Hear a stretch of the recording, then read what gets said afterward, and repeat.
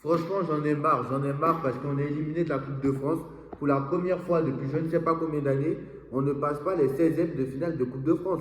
Est-ce que vous vous rendez compte de la dinguerie? Même Galtier et Pochettino n'ont jamais fait ça. Éliminé en 16e de finale de Coupe de France. Pas en 8e de finale, hein, en 16e de finale. Vous vous rendez pas compte de la dinguerie? Défaite contre le PFC à domicile. Vous ne vous rendez pas compte de la dinguerie. Alors, est-ce que c'est un accident? Il faut aller tirer la sonnette d'alarme. Il faut clairement aller tirer la sonnette d'alarme. Peut-être parce que là, ça fait plusieurs matchs que c'est mauvais. Contre Marseille, c'était la sonnette d'alarme. Déjà, contre Flamengo, c'est très compliqué. Il y a eu un partout. Ok. Bon, c'est quand même passé. Contre Marseille, c'était très compliqué. Il a fallu un but à la 93e de Gonzalo Ramos pour pouvoir aller au tir au but et marquer. Là, contre le Paris FC, c'était pas passé. Ça ne peut pas passer tout le temps. À chaque fois que tu joues comme ça ne peut pas passer tout le temps. Et Paris ne met pas tous les ingrédients et c'est pas normal. À chaque fois, c'est la même chose. Nous, on attend d'être mené au score pour pouvoir jouer. C'est pas normal. À chaque fois, c'est un pari à réaction. Contre Tottenham, c'est un pari à réaction. Contre Marseille, c'est un pari à réaction, mais aujourd'hui c'était un pari à réaction, mais sauf que le but n'est pas venu. Parce que tout simplement, soit tu as un gardien du PFC qui est énorme en face, soit tu as des joueurs qui ne savent plus jouer au football. Vitinha, je ne le reconnais plus. Neves, je ne le reconnais plus. Fabien Ruiz, je ne le reconnais plus. Dembélé, il a disparu. Barcola a raté un nombre incalculable d'occasions, comme d'habitude. Barcola, j'en ai marre. Barcola, c'est bon. Barcola, tu as assez prouvé, tu as eu ta chance. C'est bon, maintenant, il faut mettre 10 matchs sur le banc. C'est bon. Je préfère même Varaskelia, qui rate souvent, hein, mais au moins qui fait quelque chose de bon, quoi. À la limite, Vara, je préfère Vara que Barcola. Barcola est catastrophique. Je suis désolé de le dire. Il n'arrive même pas à faire un tir cadré. C'est quoi? Le match, il était catastrophique de la première à la 95e. Je suis désolé de le dire. Tu n'as pas mis d'intensité, tu n'as pas mis de duel, ton pressing était mal organisé, même si tu avais 60, je ne sais pas combien de pourcents de possession, mais voilà, le PFC était bien en place, le PFC a bien joué, et le PFC mérite sa victoire, voilà, tout simplement. 16e de finale de Coupe de France. Dites-moi comment on va faire. Et là, c'est pas fini, hein, parce qu'heureusement qu'on a gagné le trophée des champions, mais sinon, pour l'instant, on était peut-être sur une saison blanche, parce que Lens tu es deuxième à un point de Lens, donc Lens, pour l'instant, là, ils ne sont pas prêts de lâcher, parce que toi, en plus, tu vas avoir, c'est pour ça que je veux qu'on termine huitième pour le premier, pour ne pas se rajouter des matchs supplémentaires, mais là, tu vas avoir, à partir de la semaine prochaine, il y a la Ligue des Champions qui revient, donc mardi prochain, tu as le Sporting, tu vas avoir, déjà ce week-end, tu as Lille, après tu as le Sporting, après tu as un match encore en Ligue 1, je ne sais pas qui, et après tu as Newcastle. Et éventuellement, bon, ça ne risque pas d'arriver normalement. Bon, si tu t'en sors, ça ne va pas arriver. Mais normalement, tu as ton huitième de finale de Ligue des Champions au mois de mars. Normalement. Parce que normalement, tu es censé finir dans les 8 premiers. Mais bon, avec Sporting et Newcastle. Mais bon, comme bien sûr, ce n'est pas sûr, on va voir. On va voir très clairement ce que ça donne. On va voir très clairement ce que ça donne. Mais là, honnêtement, je vous dis la vérité, c'est pas non plus exceptionnel. Franchement, le jeu que moi je vois là, c'est catastrophique. Je suis désolé de le dire. C'est catastrophique. Moi, je suis désolé. C'est catastrophique. Voilà. Un Vitinha en perdition, Fabien Ruiz en perdition, Neves, on ne sait pas où il est, Ramos catastrophique. Voilà. Moi, j'attends le retour quand même d'Hakimi parce que c'est vrai qu'Hakimi, depuis qu'il est absent, ça nous a fait du mal. Et je vais vous le dire, hein, depuis, parce que les matchs sont mauvais depuis novembre. Et est-ce que l'absence d'Hakimi ne justifie pas tout? Mais si Hakimi revient et qu'on commence à faire des gros matchs, il va falloir se poser la question. Parce que déjà contre le Sporting, déjà c'est mort. Tu n'auras pas Hakimi. Parce que ça m'étonnerait qu'il va mettre Hakimi ça m'étonnerait. Hein.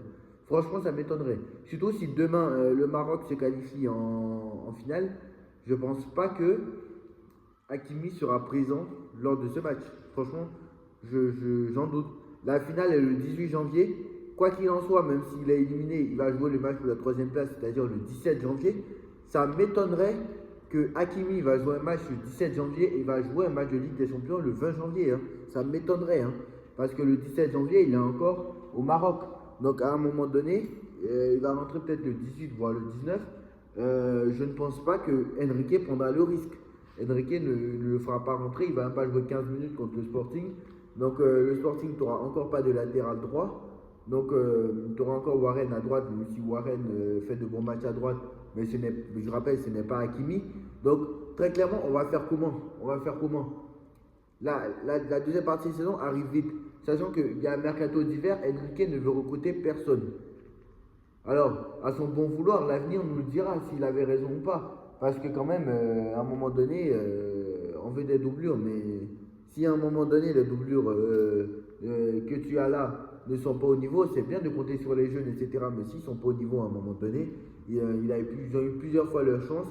Et en plus de ça, il y a eu beaucoup de blessés, donc ils ont eu plusieurs fois leur chance. Il y a beaucoup qui n'ont pas de niveau. Le moins mauvais, c'est Mayoulou. Je suis désolé. Le moins mauvais, je parle. Hein. Bon, le moins mauvais, c'est Mbaye, qui à la CAN actuellement est exceptionnel. Lui aussi qui ne va certainement pas jouer contre le Sporting. Parce que si demain le Sénégal est qualifié, de toute façon, c'est simple. Mbaye à la CAN, Hakimi à la CAN. Les deux joueurs là, quel que soit le résultat, même à qualifier ou éliminer, quoi qu'il en soit, hein, qualifié ou éliminé, ils ne disputeront pas le match le 20 janvier. Ça m'étonnerait. Ça m'étonnerait qu'ils prennent ce risque-là. Ça m'étonnerait. Parce que tu ne peux pas jouer une finale de Cannes le 18 janvier ou le 17 janvier, sachant que tu vas rentrer le lendemain, voire 2 jours après. Donc, c'est-à-dire que tu seras là le jour ils ne seront jamais là, c'est impossible. Sachant que c'est un déplacement. Donc, le déplacement se fait le 19, la veille. Donc, ça m'étonnerait. Voilà. Très clairement, ça m'étonnerait. Et voilà, moi, je sens un Paris Saint-Germain très compliqué. Donc voilà, on va voir ce que ça donne. Mais en tout cas, pour la première fois depuis l'ère Luis Enrique, hein, Luis Enrique ne va pas remporter tous les trophées, puisqu'il a remporté le trophée des champions déjà, mais il ne va pas remporter la Coupe de France. Et voilà. Et voilà, maintenant, le PSG est éliminé. Les Marseillais, je vous fais un petit coucou. Parce que déjà, il n'y en avait déjà pas avant. Il n'y avait déjà pas avant les excuses de il y a le PSG, donc on n'a pas de trophée, il y a le PSG, il n'y a pas de trophée. Vous avez bien vu que c'est possible de battre le PSG, vous les avez battus en championnat et vous avez failli les battre. Ça s'est joué à une entrée de Gonzalo Ramos, vous étiez à 2 doigts de les battre lors du trophée des champions. Voilà. Et même si, quand nous avait battus, il y avait le truc Ballon d'Or, etc., nous avez battus quand même. Donc, le PFC nous a battus aussi. Donc, à un moment donné, là, il reste le PFC, il reste Lyon, il reste d'autres clubs, mais les autres clubs, je suis désolé, mais ils ont un plus gros, vous avez un plus gros budget que les autres clubs de Ligue 1 ou de Ligue 2 ou de National qui restent. Parce qu'il y a des clubs de National, voire National 2. Hein. Donc, voilà. Parce qu'on est en 16e de finale quand même.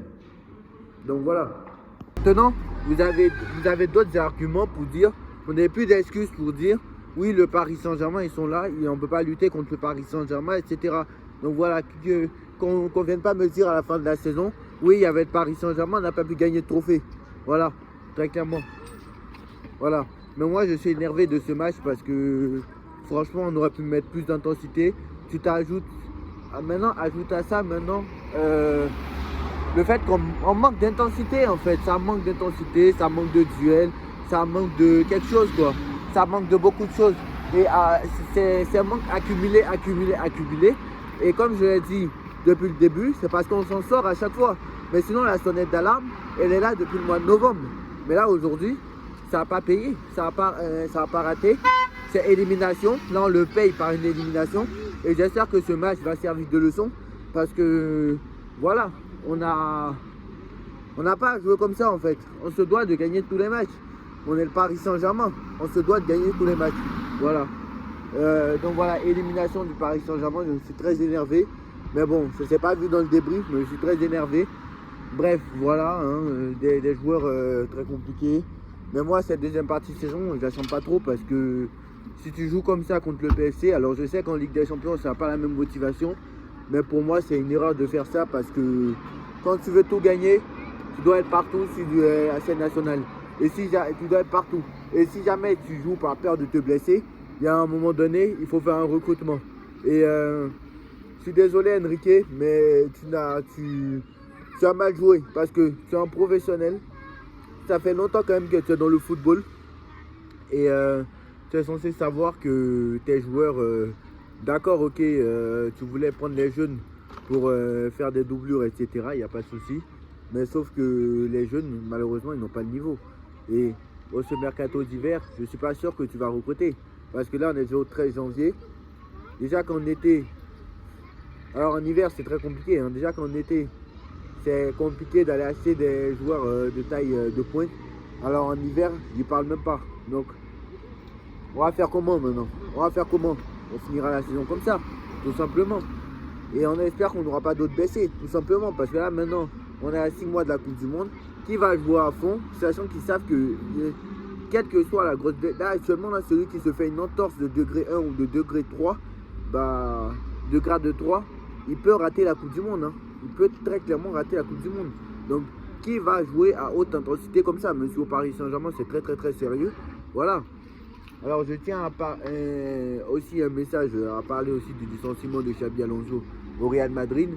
Xabi Alonso qui a été viré du Real, franchement ça ne sert strictement à rien. Ils vont mettre Arbeloa, mais le problème c'est que c'est pas Xabi Alonso le responsable.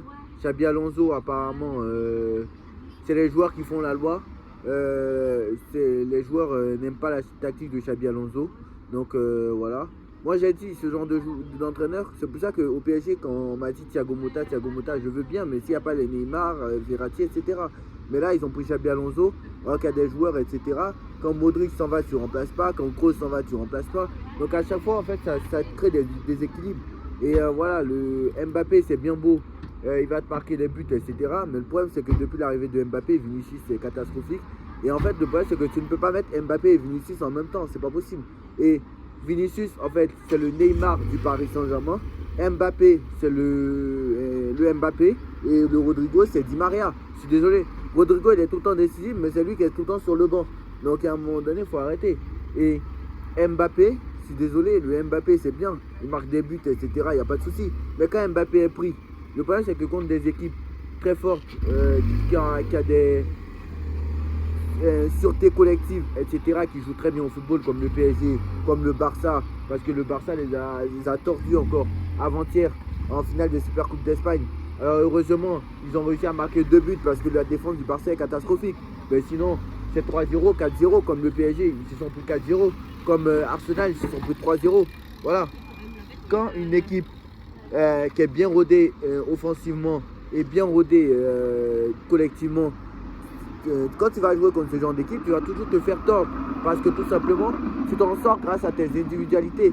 Voilà, tout simplement. Et je pense que très clairement au Real, c'est même pas Xabi Alonso le problème. Xabi Alonso est viré, d'accord, il n'y a pas de souci.